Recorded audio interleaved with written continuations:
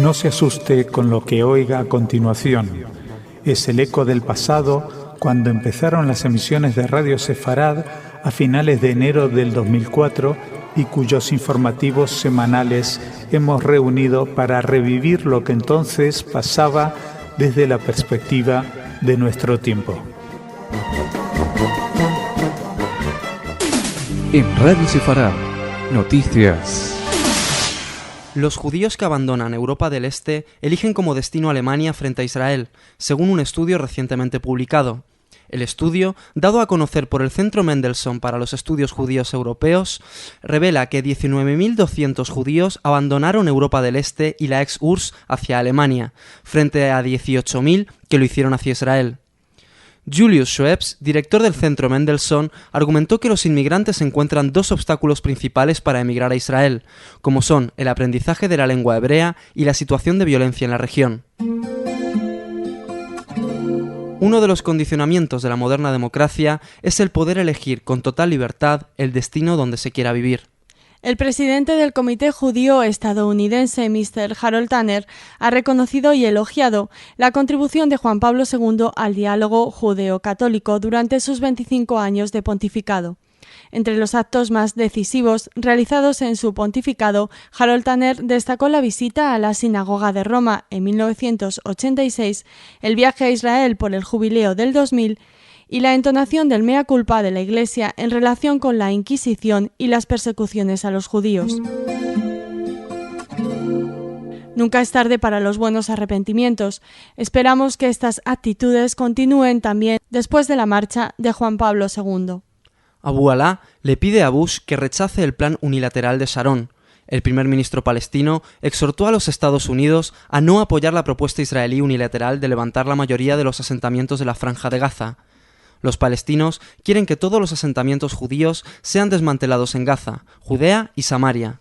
Mientras tanto, altos dirigentes diplomáticos en Washington dijeron que Estados Unidos está convencido de que el plan de Sharon de retirarse unilateralmente de Gaza tiene características positivas.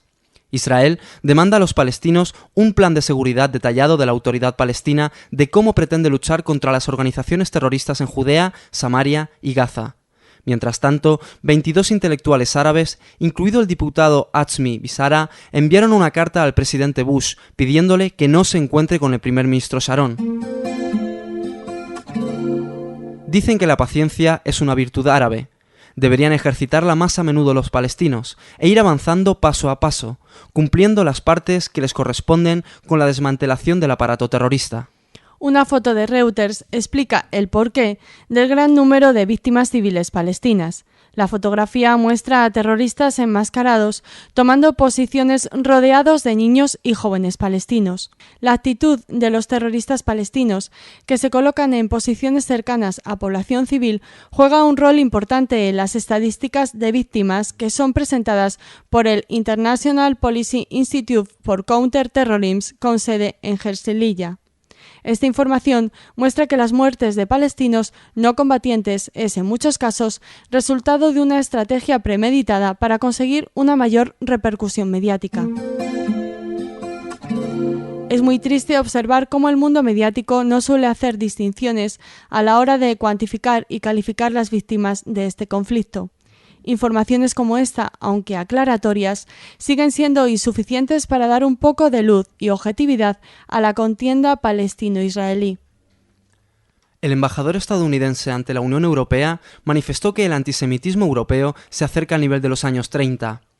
Rockwell Anthony Schnabel comunicó esta idea en un encuentro del Instituto Transatlántico, un centro de estudios con sede en Bruselas, patrocinado por el American Jewish Committee, que tiene como objetivo estimular el diálogo y el entendimiento entre Europa y Estados Unidos. Presente en el mismo encuentro, el jefe de la diplomacia europea negó que la política exterior de la Unión Europea sea antisemita o antiisraelí. Javier Solana declaró que los europeos, más que nadie, deben estar alerta ante los peligros del antisemitismo. Las contradicciones entre Estados Unidos y Europa deberían estar al menos de acuerdo en los hechos que se suceden cada día en el viejo continente. Los Estados Unidos declaran que la Corte Penal Internacional de La Haya no tiene jurisdicción para dictaminar sobre la construcción de la valla de seguridad. para los Estados Unidos, la construcción de la valla es una cuestión que solo afecta a las negociaciones israelo-palestinas. Como hará Israel, Estados Unidos no presentará alegaciones orales cuando falle la Corte el día 23 de febrero. En cuestiones de jurisdicciones penales internacionales, ha sido siempre fundamental el sometimiento a las decisiones de dichos tribunales. Israel no lo ha aceptado. Cientos de norteamericanos se disputaron el honor de cocinar la mejor sopa de América y ganar como premio un viaje a Israel. 5 finalistas competirán el 24 de febrero en una gala llamada Super Tuesday, en un concurso patrocinado por el Programa de Ayuda Nacional Judío, institución dedicada a la enseñanza del hebreo y a la difusión del legado judío. La llamada penicilina judía tiene múltiples variables según de qué región del mundo sea la cocinera. Por supuesto, la de mi madre es la mejor. En Radio Sefarad, noticias. La ministra española de Asuntos Exteriores, Ana Palacio, canceló por razones de agenda su viaje a Israel, donde iba a participar en el foro sobre las relaciones entre Israel y la Unión Europea. La ministra tenía previsto presentar mañana su ponencia El Gran Oriente Medio, una visión de la UE, que versaba sobre la ampliación de la Unión Europea y las relaciones de buena vecindad entre los países europeos y los limítrofes, en especial los mediterráneos. El foro contará con la presencia del ministro de Exteriores alemán Joschka Fischer, el de Bélgica Louis Michel, el de Israel Silvan Shalom y el enviado especial de la UE en la zona Mark Otte. Las cuestiones de agenda siempre son más importantes que determinadas situaciones políticas importantes. Una mayoría de los estadounidenses está de acuerdo con el derecho de Israel de construir la valla de seguridad para detener el terrorismo dentro del territorio israelí, según un nuevo sondeo realizado por la Alianza para la Investigación en Asuntos Nacionales de Seguridad con base en Washington. El sondeo realizado entre el 23 y el 25 de enero encontró que el 68% de consultados opinaba que Israel tiene el derecho de construir la cerca, incluso si muchos otros países no están de acuerdo. Además, el 57% dijo que Israel tiene el derecho de avanzar con la construcción de la cerca, incluso si el Tribunal Internacional se opone. Y el 51% dice que la cerca es justificada incluso si invade tierra palestina. Un 32% dijo que no era justificado. Lo importante con respecto a la necesidad de la barrera defensiva es la opinión de los israelíes. La comprensión de los demás pueblos es de agradecer, pero ellos son los que sufren los ataques terroristas. Sobornos saudíes para periodistas extranjeros. Según dice Abdallah Nasser en el periódico saudí Al-Watan, el gobierno saudita soborna a periodistas extranjeros. El periodista Abdallah Nasser denuncia que los sobornos sirven para comprar el silencio de periodistas de otros países árabes. El escándalo estalló al publicar Tariq al-Sadairi, el redactor jefe del diario saudí Al-Riyad, un artículo en el que criticaba la poca disciplina de los periodistas que recibían los pagos. Tariq al-Sadairi reconoció en su artículo que la estrategia del gobierno saudí es conseguir que los periodistas de otros países árabes tomen ciertas posiciones y ayuden al régimen a defenderse de ciertos ataques. La polémica estalló al constatarse en medios oficialistas la poca efectividad de los sobornos. Los periodistas que aceptaron formar parte de la trama son considerados como poco representativos y, como tal, no son capaces de crear opinión. Al mismo tiempo, algunos de los periodistas corruptos utilizaron seudónimos para escribir en contra del régimen saudí. Buenas palabras, buenos silencios. Cierta prensa y determinados periodistas los venden al mejor postor, si el pago es en petrodólares y libre de impuestos. Si se analiza la noticia anterior, muchos lectores se podrán explicar lo que leen o no leen día a día en su periódico preferido, en especial lo referido a Israel y a los judíos. El ministro de Relaciones Exteriores de Marruecos ve imposible el retorno de los refugiados a Israel. Taif Fassi realizó esta afirmación en una visita a los líderes judíos americanos. El ministro marroquí solicita a los países árabes que sean realistas en sus demandas sobre el derecho al retorno de los refugiados. En el mismo encuentro, Taif Fassi afirmó que desea que Marruecos e Israel restablezcan relaciones próximamente, rotas por ciertas directrices de la Liga Árabe al comienzo de la Segunda Intifada. Taif Fassi, que viajó acompañado por su compañero de gabinete, el ministro de Asuntos Religiosos, Ahmed Toufik, también declaró que Israel tiene derecho a existir bajo fronteras seguras. La posición marroquí, predecesora de otras declaraciones de gobiernos árabes, son consecuencia de la guerra de Irak. El cambio de actitud de Libia lo anunció. Lamentablemente, la razón de la fuerza se impone a lo que se pudo resolver por la razón del raciocinio. Simón Peres y el jefe del Servicio de Seguridad de la Autoridad Palestina, Gibil Rahoub, coinciden al afirmar que la valla de seguridad no pondrá fin a la violencia palestino-israelí. El líder del Partido Laborista y Rahoub han efectuado esta declaración en el foro organizado por el Peres Center for Peace de Tel Aviv, donde los dos líderes han insistido en que únicamente los esfuerzos reales por ambas partes pueden ayudar a conseguir la paz. Ninguna valla impide la dinámica de la historia, y el final de esta es, inevitablemente, la paz. Pero hasta ese momento todo atentado que se evite, toda desgracia que se obvie al pueblo israelí es obligación de su gobierno. Mel Gibson niega que sea un antisemita e insiste en que su película La Pasión de Jesucristo no responsabiliza a los judíos de la crucifixión de Jesús. Algunos líderes judíos han advertido que la película de Gibson alimenta las actitudes antijudías al relatar que los judíos convencieron a los romanos para que mataran a Jesús. Mel Gibson manifestó que ser antisemita es un pecado, a la vez que afirma que su condición de cristiano le imposibilita cualquier odio hacia los judíos. La polémica está servida, y no se detiene solo en su nueva película. El padre de Gibson ha negado que el holocausto haya tenido lugar, a lo que su hijo Mel responde que el holocausto es una atrocidad de monumentales proporciones. El cine es un instrumento propagandístico de primera categoría. Arrepentirse después de acabar una película de alto presupuesto es no conocer las reglas del negocio. Gibson, que ha financiado La Pasión de Jesucristo, lo está comprendiendo.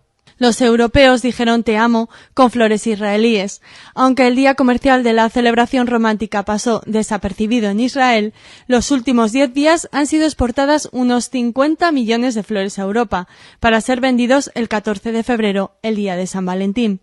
20 aviones llenos de 1.800 toneladas de flores viajaron a Europa en los recientes días, fundamentalmente a los centros florales como Bélgica, Holanda y Luxemburgo, para una vez allí salir en camiones a las principales capitales europeas. Mientras resurge la violencia en Haití, la pequeña comunidad judía se refugia en los negocios. La comunidad judía haitiana está compuesta por 50 miembros en una población de 8,5 millones y medio de habitantes. Los primeros judíos llegaron procedentes de Brasil en el siglo XVII, cuando Haití fue conquistada por Francia. La inestabilidad política, la violencia y la situación de pobreza que se vive en el país ha hecho que gran cantidad de miembros emigren a Estados Unidos y Panamá. Los escasos miembros de la comunidad viven alejados de los índices de pobreza y analfabetismo que domina el país. Es una pequeña y próspera comunidad cuyos miembros se dedican fundamentalmente al comercio y a la exportación de cacao o café. A pesar de no existir una sinagoga, los miembros de la comunidad se reúnen en las fiestas, utilizando como sede social sus propios domicilios. Los judíos haitianos manifiestan que es difícil construir instituciones sólidas ante tanta inestabilidad política. Preguntado sobre si existe antisemitismo en la isla, el presidente de la comunidad judía, Gilbert Gizio, afirma que los haitianos tienen un gran respeto por los judíos y una gran admiración por Israel. El propio presidente Aristide estudió como sacerdote en Israel y habla fluidamente el hebreo. El Comité Judío Americano, ACJ en siglas inglesas, ha decidido establecer en Bruselas su nuevo Instituto Transatlántico para fomentar las relaciones entre la Unión Europea y Estados Unidos en un momento de preocupación por el resurgimiento del antisemitismo en Europa. El ACJ, una de las organizaciones judías más importantes de Estados Unidos, con más de 100.000 miembros en todo el mundo, ha elegido esta capital europea para seguir de cerca el proceso de integración y ampliación de la Unión Europea. La iniciativa fue presentada el jueves pasado, durante una cena en un céntrico hotel de Bruselas, en la que intervinieron, entre otros, la ministra española de Asuntos Exteriores, Ana Palacio, el también español Javier Solana y los embajadores de Estados Unidos ante la OTAN, Nicholas Vance, y ante la Unión Europea, Anthony Schnabel, quien sorprendió a la audiencia europea al comparar el antisemitismo en la Europa actual con el que existió en los años 30. El director ejecutivo de la ACJ, David Harris, aseguró que es real, demostrable y escalofriante el auge global del antisemitismo, pero especialmente dentro del mundo árabe. La Unión Europea debería revisar muchas de sus actitudes políticas. Su anti-israelismo en defensa de sus intereses en los países árabes, véase Chirac, Schroeder, lleva implícito un antijudaísmo que explota incontrolablemente. Este comité les ayudará a comprender cuál es su real situación internacional. En Radio Sefarad, noticias. Elianan Tenenbaum ha comparecido hoy ante la justicia israelí en su primera aparición pública desde el comienzo de la investigación de la que es objeto por parte del Subcomité de Servicios Secretos y de Inteligencia de la Knesset. La Corte ha decidido extender el periodo de detención de Tenenbaum a 10 días. Elianan Tenenbaum fue secuestrado por el Hezbollah en circunstancias extrañas y es por eso que la policía y el Shin Bet, los servicios secretos israelíes, realizan una investigación al respecto. Tenenbaum fue liberado hace 2 semanas junto a los cuerpos de 3 soldados israelíes a cambio de 400 prisioneros árabes y palestinos. Francia está tomando medidas especiales para proteger a sus judíos, según la Liga Antidifamación. La Liga Antidifamación ha elogiado en una carta al presidente francés Jacques Chirac por los esfuerzos que está realizando su gobierno para proteger a la comunidad judía francesa ante el incremento del antisemitismo en el país galo. En la carta de la Liga Antidifamación a Chirac se solicita al gobierno francés que mantenga las medidas de protección hacia la comunidad judía y se intensifiquen los programas educativos para combatir la discriminación. La misiva parece terminar con el clima de tensión que existía entre la Liga Antidifamación y las autoridades francesas, tras las críticas que la Liga había hecho al gobierno francés, acusándolo de no hacer lo suficiente ante los ataques antijudíos de los últimos años. La Liga Antidifamación, que representa la opinión de la comunidad judía norteamericana en materia de discriminación racial, es lo bastante poderosa como para convencer al exponente de la grandeur francesa de hacer algo más que bonitas palabras en la lucha contra el antisemitismo galo. Los ataques antijudíos en Francia tienen en estos momentos tanta o mayor virulencia que en los tiempos de Vichy y la ocupación nazi y los colaboracionistas que, a pesar del cine y las novelas, no fueron pocos. 3 oficiales norteamericanos de élite viajan esta semana a Israel para hablar del plan israelí de retirada unilateral de Gaza. Steve Hadley, diputado nacional y consejero de seguridad, Elliot Abrams, el principal consejero de Bush sobre Oriente Medio, y William Burns, el principal enviado norteamericano en la región, discutirán con su contraparte israelí sobre la forma en que Ariel Sharon llevará a cabo el plan de retirada unilateral. Oficiales de élite israelíes viajarán a Washington la semana que viene para continuar con las negociaciones, y se espera una cumbre entre Bush y Sharon en marzo para terminar de discutir sobre el plan de retirada israelí. Más de 200 rabinos de todo el país firmaron una petición llamando a los políticos religiosos y a los partidos en general para detener al primer ministro Ariel Sharon en su plan de desmantelamiento de los asentamientos de Gaza. En la petición, los rabinos solicitan a los partidos religiosos que abandonen el gobierno en el caso de que el plan sea aprobado. La reunión de emergencia de los rabinos opositores a Sharon se celebró ante el anuncio del primer ministro de desmantelar los asentamientos de Gaza. El ex gran rabino sefardí Mordejai Eliyahu, presente en la reunión, manifestó que incluso altos oficiales del ejército advirtieron sobre el incremento del terrorismo y la pérdida de vidas que conllevaría la retirada de los territorios. Los rabinos opositores a la retirada llamaron a una gran reunión de rezo para mañana en el Muro de los Lamentos contra el decreto de Sharon. Los partidos religiosos israelíes, desde los mismos comienzos del Estado de Israel, siempre han hecho valer su mayor o menor número en los gobiernos, también en estos críticos momentos. Lo único razonable sería un referéndum para resolver las dudas y conocer la opinión de la mayoría de los israelíes, creemos. El movimiento Paz Ahora pide que abran una investigación contra los rabinos que se oponen a la retirada unilateral de Gaza. Según la organización pacifista, en la reunión de los 200 rabinos opositores al plan de Sharon, se realizaron declaraciones que incitan a la violencia y al odio. Ni lo uno ni lo otro. Dejemos al pueblo israelí la decisión. Las investigaciones conducen casi siempre a nada y solo dejan resentimientos como resultado concreto. Un olivo llegado de Jerusalén fue plantado en Italia en honor al jefe de policía que salvó judíos durante el Holocausto. Giovanni Patalucci, el jefe de policía homenajeado, era comisario en la ciudad de Rijeka, ciudad actualmente croata que estaba bajo jurisdicción italiana en la Segunda Guerra Mundial. Entre 1937 y 1944, el comisario italiano salvó a más de 5.000 judíos, proveyéndoles pasaportes falsos. Al descubrirse su acción, fue deportado a Dachau en 1944, donde moriría en 1945. Además de la plantación del olivo, se ha anunciado la creación de un premio educativo en memoria de Patalucci. El premio será concedido a la mejor tesis universitaria en materia de holocausto, racismo o que fomente el estudio de las sociedades multiétnicas. Los italianos siempre han considerado a los judíos como iguales. Las leyes de discriminación racial fascistas fueron superadas por la realidad social de la cual Giovanni Patalucci ha sido un exponente destacado.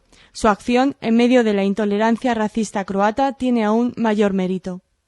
El Centro Simon Wiesenthal y la comunidad judía italiana protestan contra la posible amnistía al nazi Erich Priebke. Erich Priebke, uno de los perpetradores de la masacre de las cuevas adriáticas, ha solicitado su amnistía alegando su edad y sus problemas de salud. El Centro Simon Wiesenthal escribió una misiva al presidente Silvio Berlusconi solicitándole que tome las medidas oportunas para que no sea concedida la amnistía al nazi Priebke. En la carta se argumenta que en caso de crímenes de guerra y asesinatos en masa no existe ninguna justificación humanitaria para la concesión del indulto. La comunidad judía italiana ha tomado parte activa en la polémica solicitando a las autoridades que prohíban una marcha pro amnistía programada para el día 6 de marzo. Un ataque vandálico contra un cementerio en San Petersburgo acaba con más de 50 tumbas judías profanadas. El ataque de vandalismo perpetrado el domingo contra el cementerio ruso se inscribe dentro del aumento de los actos xenófobos, según la opinión de los líderes de la comunidad judía de Rusia. Además de la profanación de tumbas, se encontraron pintadas antisemitas y esvásticas. El rancio antisemitismo ruso nunca ha desaparecido. Desde los tiempos del zar a hoy ha sido una constante a través de guerras, revoluciones y sistemas políticos. Roma acoge durante 10 días un festival de cine judío, patrocinado por las autoridades locales y por las embajadas de Francia e Israel. El festival se centra en el cine israelí contemporáneo y en películas francesas y estadounidenses de directores como Woody Allen o Claude Lelouch.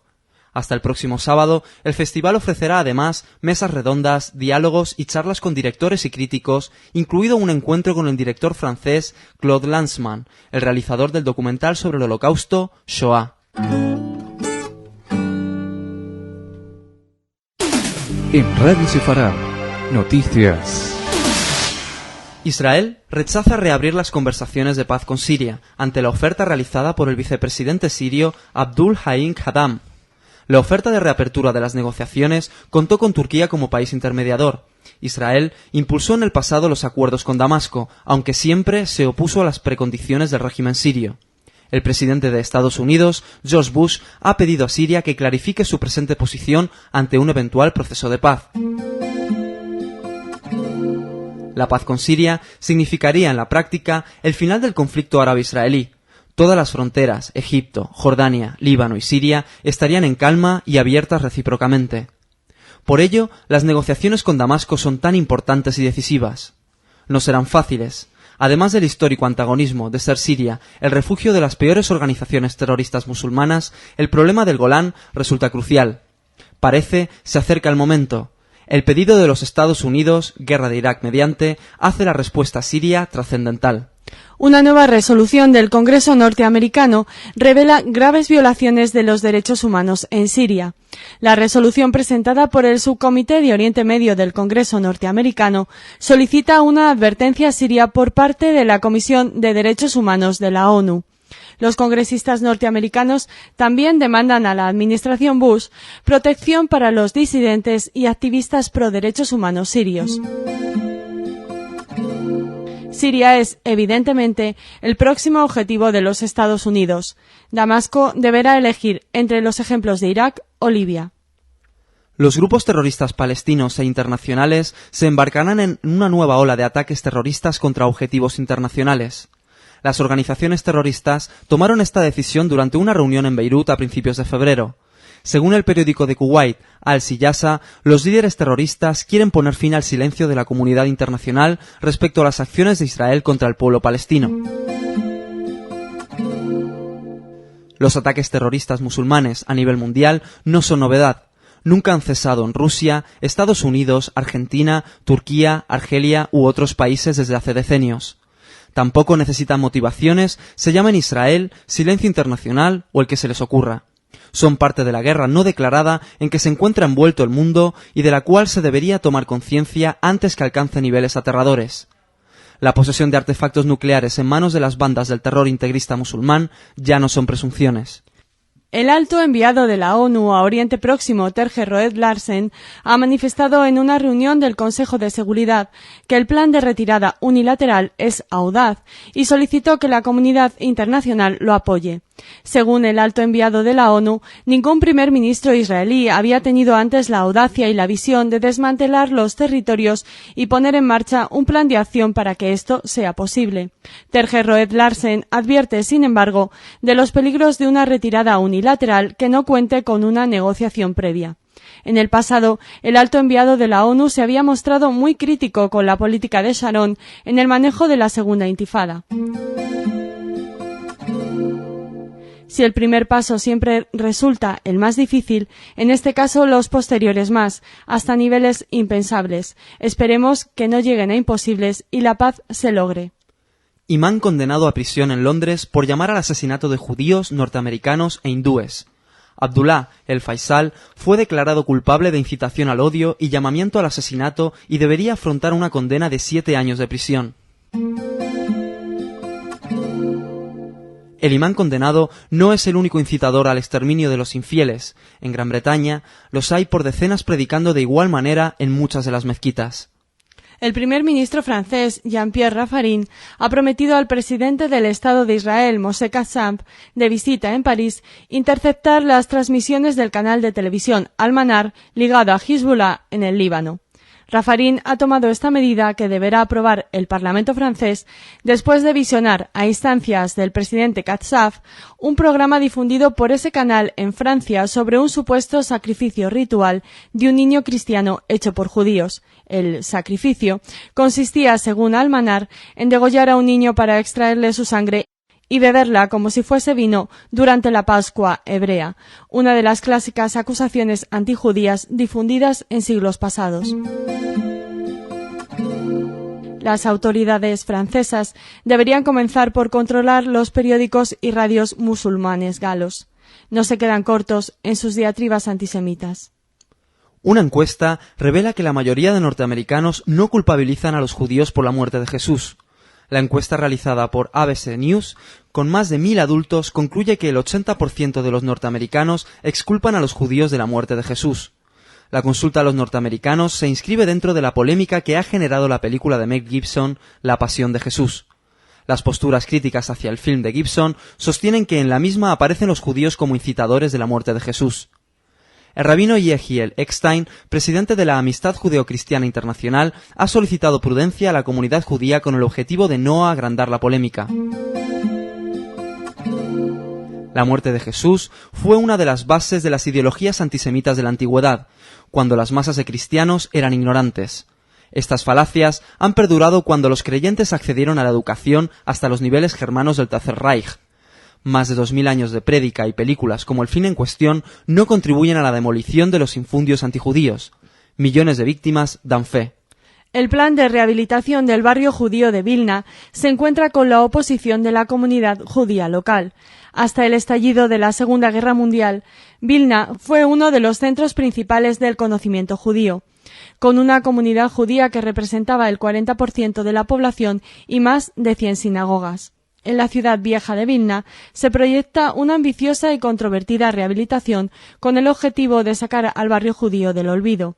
El objetivo del plan pasa por la reconstrucción de más de 20 edificios, incluida la gran sinagoga del siglo XVII. La principal oposición al proyecto rehabilitador ha llegado desde la propia comunidad judía. Para la comunidad, los 30 millones de dólares que costará el plan podrían destinarse a sus propios correligionarios, ya que se trata de una comunidad humilde. La comunidad judía demanda también al gobierno lituano que invierta en educar a las futuras generaciones sobre la historia del Holocausto. El gobierno lituano considera el plan estratégico ante la integración de Lituania en la Unión Europea. Emanuelis Zingeris, miembro del Parlamento y director de una ONG llamada Fondo para el Apoyo de la Herencia Cultural Judía, opina que Lituania no podrá ser una verdadera parte de Europa mientras no reconozca su diversidad cultural y su herencia. Las rehabilitaciones de las juderías siempre han despertado suspicacias. ¿Son sus motivaciones sinceras revisiones de la historia antisemita de esos países u operaciones de lavado de cara con un trasfondo de atracción turística? ¿Es judío Arafat? El líder palestino tiene ancestros judíos según lo publicado por un libro oficial de la OLP.